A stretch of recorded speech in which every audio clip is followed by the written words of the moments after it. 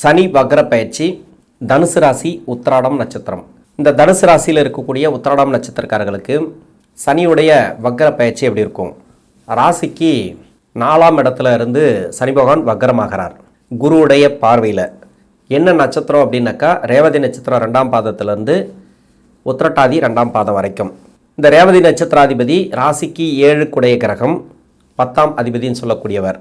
இந்த சனி அப்படிங்கிறது ராசிக்கு 2ஆம் அதிபதின்னு சொல்லக்கூடிய 3ஆம் அதிபதின்னு சொல்லக்கூடிய உத்திரட்டாதி நட்சத்திராதிபதி இந்த சனி. இந்த 2 நட்சத்திரத்தில் சனி பகவான் வக்ரமாகிறார். 2 குடைய கிரகம் 3ஆம் அதிபதின்னு சொல்லக்கூடியவர். இதுக்கு ஏன் அவ்வளோ முக்கியத்துவம் கொடுக்குறோம்? சனி நீதிமான். சனி தான் எல்லாத்துக்குமே காரகம். ஒருத்தருக்கு தொழில் எல்லாமே, வேலை, ஆயுள் எல்லாத்தையும் கொடுக்கக்கூடியவர் சனி தான். உங்கள் சுய ஜாதகத்தில் எல்லா கிரகத்தையும் ஒரு முறை சுற்றி வரும்போது பார்வை மூலமா நல்ல பலன்களையும் தீய பலன்களையும் அள்ளி கொடுக்கக்கூடியவர். இருக்கிற இடத்தையும் வச்சு சொல்லலாம். சனி நகரும்போது உங்கள் சுய ஜாதகத்தில் மீனராசியில் ஒரு 3-4 கிரகங்கள், அப்படி இல்லைன்னா சனி பார்க்கக்கூடிய இடத்துல 3-4 கிரகங்கள், பாவ கிரகங்கள், சனிக்கு பகை கிரகங்கள், இல்லை இந்த ராசிக்கு பகை கிரகமாக வர்றது, இது மாதிரியான கிரகங்கள்.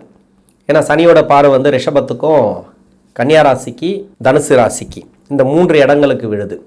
இந்த இடங்களில் இந்த பாவ கிரகங்கள் இல்லைன்னா சனிக்கு பகை கிரகங்கள், அது மாதிரி லக்ன அவயோகர்கள், இது மாதிரிலாம் இருந்துச்சுன்னா அந்த காரகத்துவம் பாதிக்கப்படும். மற்றபடி சனி நகரக்கூடிய இடத்துல, சனி பார்க்கக்கூடிய இடத்துல எதுவும் இல்லை அப்படின்னா உங்களுக்கு பிரச்சனைகள் இல்லை. தசாபுத்தி மட்டும்தான் மெயினாக பார்க்கணும். நிறைய பேருக்கு தனுசு ராசி உத்திராடம் நட்சத்திரக்காரர்களுக்கு அது வேலை ப்ராப்ளம் போயிட்டுருக்கு. தொழிலையும் ஒரு சில மந்த நிலை போயிட்டுருக்கு. 7 சனி விடுதலையாகியும் எனக்கு சிக்கலை கொடுக்குது. இல்லைனா 7 சனி விடுதலையான பிறகு தான் எனக்கு பிரச்சனையே ஆரம்பிச்சது. 7 சனி கூட நல்லா இருந்தது, நிம்மதியாக இருந்தேன், நல்ல ஒரு வேலை தொழில் அப்படி போயிட்டு இருந்தது.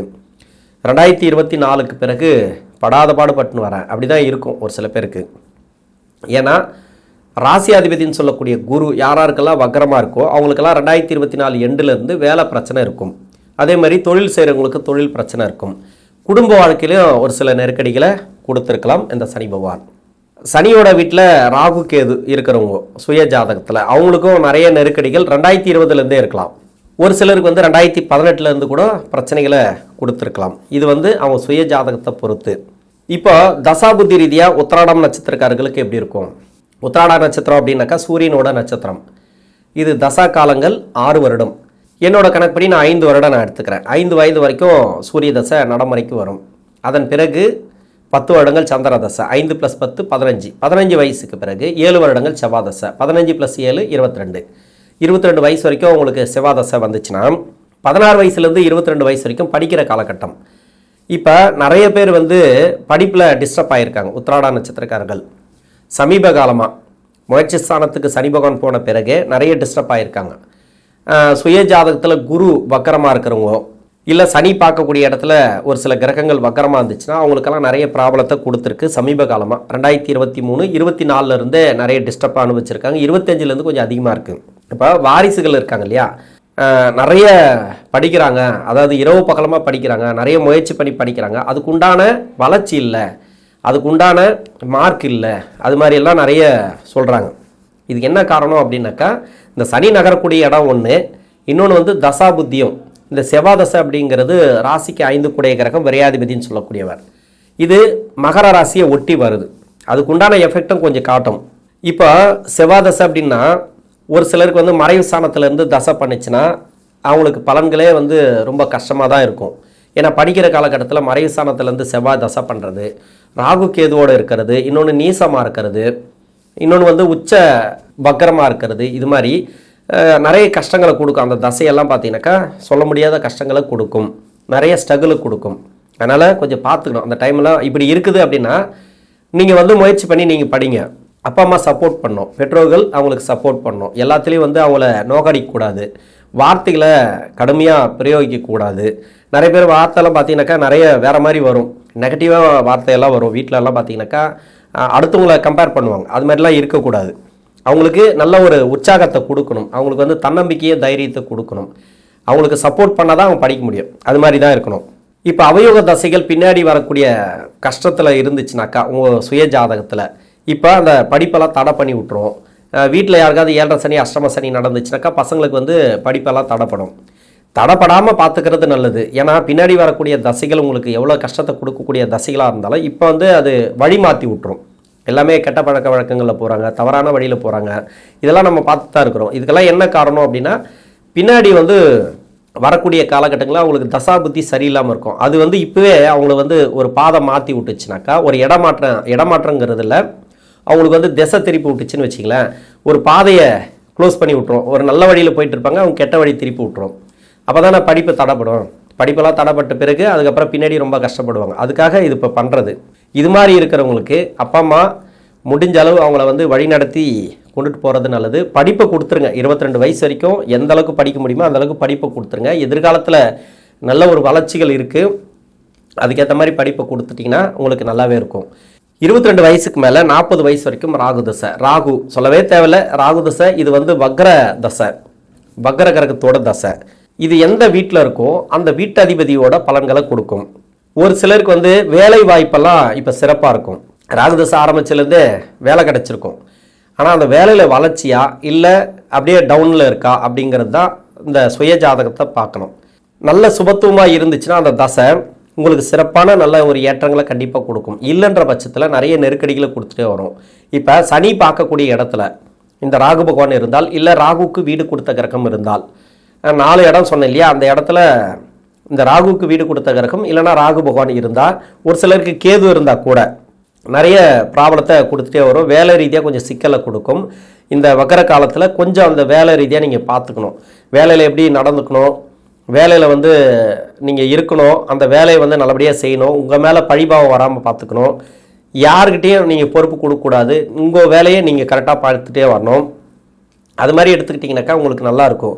ஏற்கனவே வேலை கொஞ்சம் பிரச்சனையில் போயிட்டுருக்கு சார் அப்படின்னாக்கா அந்த வேலை வந்து இப்போ மாறக்கூடிய வாய்ப்புகளை கொடுக்கும். இப்போ வேலை மாறணும்னு நினச்சிட்டு இருப்பீங்க, அந்த வேலை இப்போ மாறுவீங்க. புதிய வேலை வாய்ப்புகள், இடம் மாறுறது, ஒரு கேபினெட் மாறுறது, அப்படி இல்லைனாக்கா ஒரு பொசிஷன் மாறும் இல்லையா, ஒரு கான்ட்ராக்ட் பேசிக்கில் மாறுறது, அதுமாரிலாம் இப்போ கொடுக்கலாம். அந்த வக்கர கிரகத்து மேலே இந்த சனி பகவானுடைய பார்வை பட்டுச்சுன்னா. இப்போ சனி பகவானுடைய பார்வை படலை, எங்கேயுமே சனி பார்க்கக்கூடிய இடத்துல ராகு இல்லை, ராகுக்கு வீடு கொடுத்த கிரகம் இல்லை அப்படின்னாக்கா அந்த ராகு தசையாக உங்களுக்கு நல்லாயிருக்கும். வெளிநாடு வேலை வாய்ப்பு, இப்போ வேலை ட்ரை பண்ணுறீங்கன்னா வேலை கிடைக்கும். நீங்கள் என்ன மாதிரியான மாற்றத்தை எதிர்பார்க்குறீங்களோ அந்த மாற்றத்துக்கு உண்டான இப்போ கிடைக்கிறதுக்கான வாய்ப்பு அதிகமாக இருக்குது. திருமணத்துக்காக முயற்சி பண்ணுறீங்களா, இப்போ திருமணம் சக்ஸஸ் ஆகும். அதெல்லாம் பிரச்சனையே இல்லை. உங்களுக்கு திருமண வாய்ப்புகள் உறுதியாக இருக்குது. 8ஆம் இடத்துல குரு இருக்கார், குருபலம் இல்லை அப்படின்னு சொல்லிக்கலாம். இருந்தாலும் சுய ஜாதகம் சொல்லணும். ஆனால் ராகுதசை சுக்கிர புத்தி, ராகுதசை சனி புத்தி எல்லாம் அதில் இருக்கிறவங்களுக்கு கண்டிப்பாக வந்து இந்த திருமண வாய்ப்புகள் உறுதியாக இருக்குது. ஒரு சில பேர் வந்து லவ் எல்லாம் சக்ஸஸ் ஆகும், லவ் மேரேஜ் எல்லாம் நடக்கிறதுக்கான வாய்ப்புகள் அதிகமாக இருக்குது. இப்போ திருமணம் ஆகி போச்சு, குழந்தை பாக்கியம் இல்லையா, அந்த குழந்தை பாக்கியம் கிடைக்கும். இன்னொன்று வந்து குழந்தைகள் இருக்குது, அவங்களுக்கு செலவுகள் நிறைய இருக்குது, விரயம் நிறைய செலவுகள்லாம் இருக்குது, அதெல்லாம் பார்த்துக்கணும். நல்லாயிருக்கும், சந்தோஷமான சூழ்நிலைகள் தான். தொழில் செய்யக்கூடிய நபர்கள் தொழில் நல்லபடியாக போவோம், இல்லைன்னு சொல்ல. ஆனால் தொழிலில் வந்து விரிசல் வராமல், கூட்டு தொழிலில் விரிசல் வராமல், ஏன்னா 7ஆம் அதிபதியோட நட்சத்திரத்தில் தான் வக்கரமாகிறார். இப்போ நண்பர்கள் வட்டாரம், கூட்டு தொழில் எல்லாம் வந்து ஸ்ட்ரகிள் வரும் இல்லையா, இதை சமாளிங்க. அந்த பிரச்சனை வராமல் பார்த்துங்க. கூட்டு தொழில் அதாவது பார்ட்னர்ஷிப் வழியில் எந்த ஒரு ப்ராப்ளம் வராதும் பார்த்துங்க. ஒரு சில பேருக்கு வந்து பார்ட்னர்ஷிப் எல்லாம் கிடைக்கலாம். புதிய பார்ட்னர் தேடிட்டு இருப்பாங்க, அவங்களுக்கெல்லாம் பார்ட்னர்ஷிப் கிடைக்கலாம்.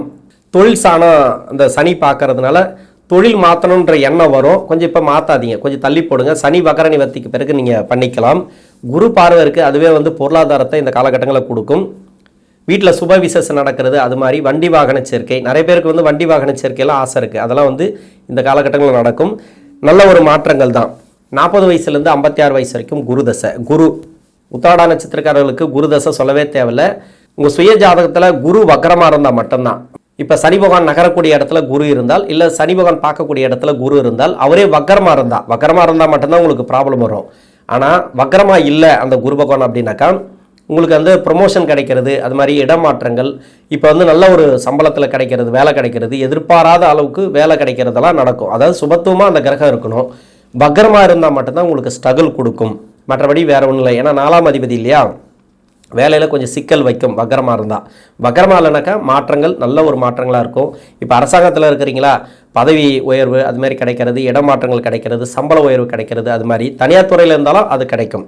நல்ல ஒரு இப்போ வந்து முன்னேற்றங்களை கொடுக்கக்கூடிய காலம் அப்படின்னு சொல்லலாம். குரு தசையில் சுப விசேஷம் அதிகமாக நடக்கும். வீட்டில் யாருக்குமே வந்து பார்த்திங்கனாக்கா இப்போ வீடு கட்டுறதோ இடம் வாங்குறதோ இடம் சம்மந்தமான பிரச்சனைகள் இதெல்லாம் இந்த குரு தசையில் இருக்கிறவங்களுக்கு தீரும். 56 வயசுக்கு மேலே 75 வயசு வரைக்கும் சனி தசை. சனி இந்த ராசிக்கு 2 குடைய கிரகம் 3ஆம் அதிபதினு சொல்லக்கூடியவர் 4ஆம் இடத்துல சனி வக்கரமாகிறார்.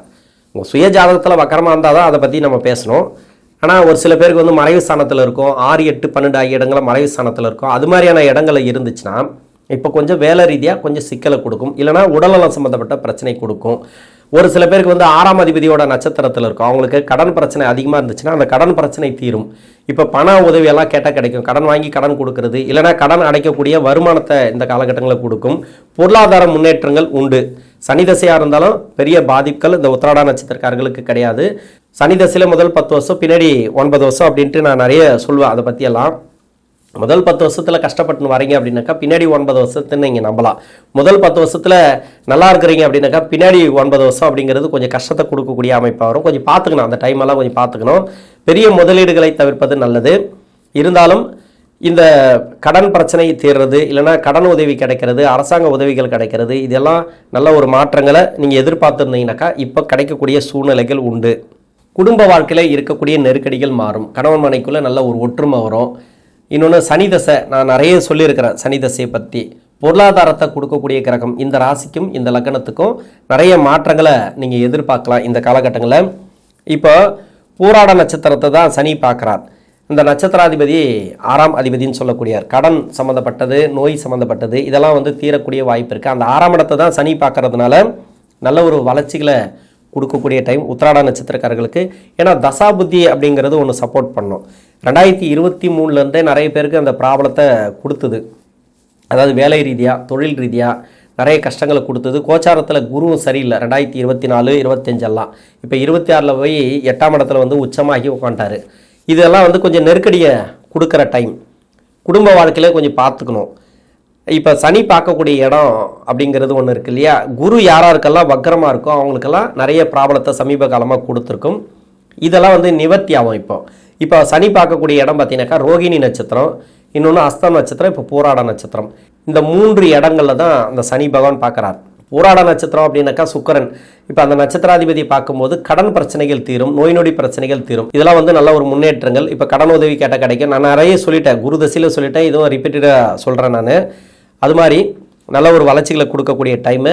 8ஆம் அதிபதியோட நட்சத்திரத்தை, சந்திரனோட நட்சத்திரத்தை பார்க்கறதுனால சொந்த பந்தங்களில் கொஞ்சம் கவனமாக இருங்க. வாக்குவாதங்களை தவிர்ப்பது நல்லது. எதையுமே நம்பாதீங்க. சொந்த பந்தங்களில் பெருசாக நம்பிக்கை வைக்காதீங்க. அவங்கள நம்பி எதுவும் பண்ணாதீங்க. அவங்களுக்கு எதுவாக இருந்தாலும் சரி அது விலகி போகிறது நல்லது.